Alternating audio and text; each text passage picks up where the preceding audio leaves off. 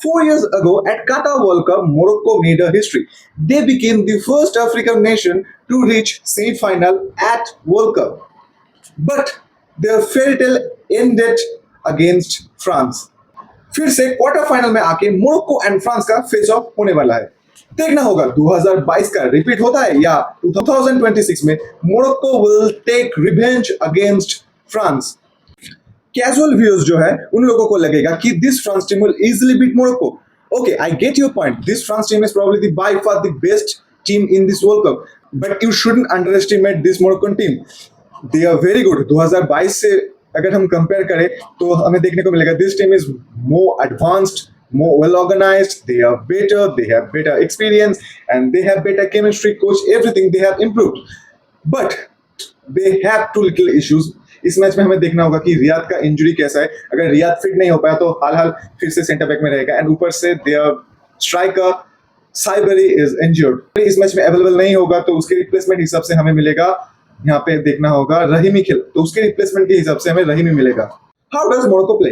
Morocco basically starts with 4-2-3-1 formation, जो कि match के टाइम में कुछ इस तरह से देखने को मिलता है हमें, जहां पे तुम देख पाओगे कभी कभी ये लोग डिफेंस करने के टाइम में 4-1 या फिर 3-2 सेटअप में खेलते हैं। 4-1 में क्या होता है, एक जो सीटीएम है वो डिफेंस करने आ जाता है एंड एक जो सीटीएम है वो स्क्रीनिंग इफेक्ट देता है, लेकिन इससे बॉल प्रोग्रेशन थोड़ा स्लो हो जाता है। मेरे हिसाब से 3-2 जो है वो ज्यादा होता है, जहां पे 3 डिफेंडर्स रहता है एंड 2 पिवट आगे रहता है। यहाँ पे देख पाओगे उन लोगों का बिल्डिंग स्ट्रक्चर कैसा है। जो दियाप है वो राइट बैक में शिफ्ट हो जाता है, क्योंकि जो हकीमी है वो बहुत ही ऊपर एडवांस जाके खेलता है। हकीमी एंड दियास का पोजीशन ऑल्टरनेट हो जाता है। अगर हकीमी इनसाइड रन मारता है एडवांस मिडफील्डर की तरह, तो दियास क्या करता है, वो विंग पे स्ट्रेच करता है। अगर हकीमी विंग पे स्ट्रेच करता है तो दियास जो राइट हाफ स्पेस में है वहां पे आके अटैक बनाता है। जो हम देख पाते हैं कि लेफ्ट बैक में मजहरी है वो थोड़ा डिफेंसिव फॉर्म में रहता है, क्योंकि बैक थ्री क्रिएट करना होता है। एंड एल खानूस जो हमें देखने को मिलता है वो लेफ्ट विंग में थोड़ा आइसोलेट रहता है, एंड वो नहीं है जो वो बॉक्स टू बैक मिडफील्डर के रूप में खेलता है, जो कि लेफ्ट हाफ स्पेस को यूटिलाइज करता है। एंड हमारे जो दो सीडीएम है एलावनी एंड बॉदीप भाई, क्या सुपर प्लेयर्स है। इन दोनों का पोजीशन हमेशा रोटेट होता है, या फिर एक बंदा ऊपर रहता है या तो 2 बंदे ही पीछे चला जाता है। इस तरीके से ये लोग खेलते हैं। और साइबरी तो पता है फॉल्स नाइन के हिसाब से खेलता है, तो वो ज्यादा कॉम्बिनेशन बना पाता है, लेकिन इस मैच में साइबरी अवेलेबल नहीं होगा तो रहीमी स्टार्ट करेगा। रहीमी उतना ज्यादा फॉल्स नाइन के रूप में नहीं खेलता है, he is an advance striker, so buildup में उन लोगों को थोड़ा इशू हो सकता है। तो इस मैच में साइबरी का शायद इन लोगों को, तो मुझे लगता है इस मैच में साइबरी का कमी इन लोगों को खेलेगा। यहाँ पे तुम देख पाओगे कभी कभी इन लोगों का राइट साइड में बहुत ही ज्यादा ओवरलोड क्रिएट हो जाए होगा, क्योंकि राइट साइड में इन लोगों के पास बहुत ही ज्यादा क्वालिटी है। You have Brahim Diaz, you have Hakimi, you have बहुत ही एलावनी, जो कि हमेशा से राइट हाफ स्पेस में चला जाता है, एंड उसकी वजह से कहते हैं एल खानूस अकेला पड़ जाता है आइसोलेट। तो मेरे हिसाब से कभी कभी ये सिचुएशन अगर होता भी है तो इन लोगों को फ्लैंक स्विच कर देना चाहिए, तो इन लोगों से क्या होगा, एल खानूस के पास बहुत ही ज्यादा स्पेस रहेगा अटैक करने के लिए। यहाँ पे तुम देखो कि इन लोगों को जब प्रेस करना होता है तो 4-4-2 सेटअप इन लोग मेंटेन करता है, जहाँ पे इधर बोअर्दी और एलावनी में से कोई भी एक जो होता है वो ओपोनेंट के 2 सीटीएम को प्रेस करके रखता है। एंड यहाँ पे तुम देख सकते हो इन लोगों को जब मिड ब्लॉक बनाना होता है तो एकदम 4-4-2 का जोनल मिड ब्लॉक ये लोग क्रिएट करते हैं। और जब अटैक करने का बारी आता है तो इन लोगों को 3-5 में ज्यादातर अटैक बनता है, जहाँ पे हकीमी बहुत ही ज्यादा चढ़ के राइट विंगर के हिसाब से खेलता है, एंड जो 2 डिफेंडर, 2 सेंटर बैक्स एंड जो एलबी है वो पीछे रहता है, एंड 2 सीटीएम्स स्क्रीनिंग इफेक्ट देता है।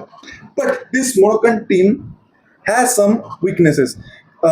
जैसे कि तुम्हें पता है इस मैच में शायद रियाद अवेलेबल नहीं होगा, ऊपर से साइबरी श्योर शॉट आउट है, एंड इन लोगों के पास जो होता है ना लेफ्ट साइड में उतना ज्यादा अच्छे से अटैक नहीं बन पाता है, क्योंकि एल खानूस जो है वो उतना ज्यादा अच्छा नहीं है ऑन द बॉल। इसी वजह से they are missing easy of the lot, क्योंकि वो तो रूल आउट हो चुका है। एंड ऊपर से तुम देखो कि इन लोगों का बिल्डअप फेज में ज्यादातर टाइम पे 4-4-2 रहता है, जो कि मेरे हिसाब से जो पिछला कोच था वो 4-1-4-1 सिखलाता था, तो 4-1-4-1 इन लोगों को ज्यादा सूट करता है as per my opinion. And in लोगों का सबसे ज्यादा एडवांटेज ये है कि they know when to attack, when to press, when to utilize opponent's vulnerability।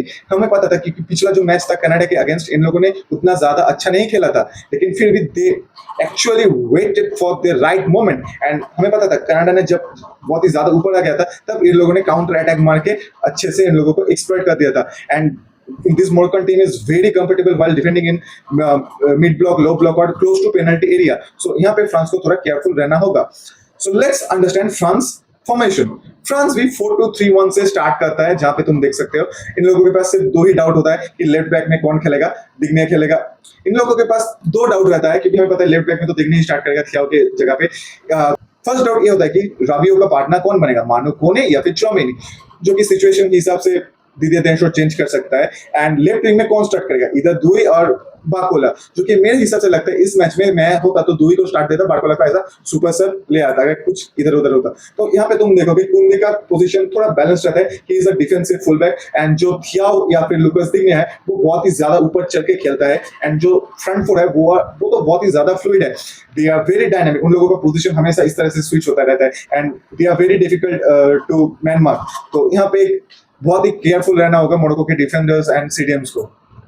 यहाँ पे देख पाओगे फ्रांस का भी एकदम 4-4-2 का मिड ब्लॉक रहता है, but this France team actually doesn't press that much, तो ये भी ख्याल रखना होगा, क्योंकि ये फ्रांस अटैक काउंटर अटैक में बिलीव करते हैं, क्योंकि they are very pacy lethal counter attacking players. तो क्या होता है फ्रांस कभी कभी ओपोनेंट को इन्वाइट करता है कि जाओ तुम लोग बॉल रखो और हमारे ऊपर चलो। जब भी ओपोनेंट का प्लेयर उन लोगों के पास ज्यादा चढ़ के खेलता है तो फुल बैक जो है वहां पे गैप क्रिएट हो जाता है, तो वहां पे ये लोग फाड़ के अटैक मारता है, हर एक प्लेयर को ऊपर चढ़ा के ये लोग खोल देता है डिफेंडर्स का धागा। तो यहाँ पे तुम देख पाओगे इन लोगों का जो बिल्डअप है 4-4 में ये लोग बिल्डअप करते हैं, एंड यहाँ पे देख पाओगे इन लोगों का अटैक कैसा होता है, 3-5 में ये लोग अटैक करते हैं, कभी कभी वो 3-1-6 भी हो जाता है। So they are very very good in terms of attack, but they are vulnerable while defending. बट इसमें तुम्हें क्विक ट्रांजिशन से इन लोगों को हार्ड करना पड़ेगा, नहीं तो उतना ज्यादा चांस नहीं है। What's my verdict?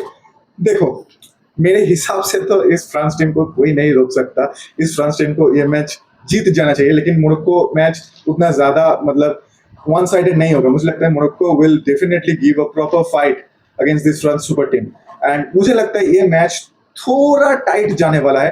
मोरक्को अच्छा फाइट देगा, लेकिन आई थिंक 2-1 में ये मैच का एंड हो जाएगा in favour of France, but I hope Morocco wins. I will definitely rooting for Morocco team.